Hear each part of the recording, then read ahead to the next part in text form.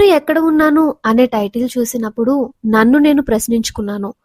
కానీ నేను ప్రశ్నించుకొని వెతికిన సమాధానం వేరు.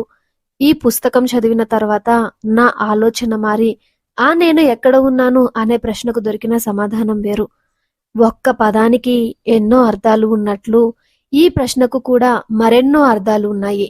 మీ జీవితంలో ఇలాంటి ప్రశ్నకు సమాధానం వెతకాలి అంటే ఖచ్చితంగా ఈ పుస్తకాన్ని చదవాల్సిందే.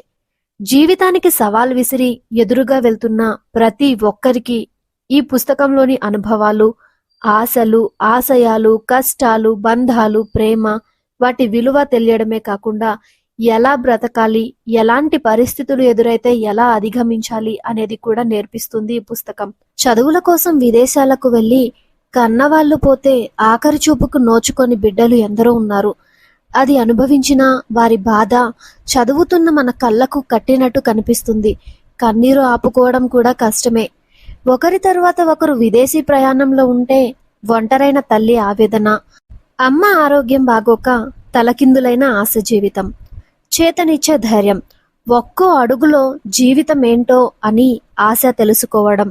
నేను చెప్తే అర్థం కాకపోవచ్చు, ఒక్కసారి చదివితే మీ మనసు నుంచి ఈ స్టోరీ ఎప్పటికీ పోదు. ఎందుకంటే వాస్తవంగా జరిగింది కాబట్టి. రచయిత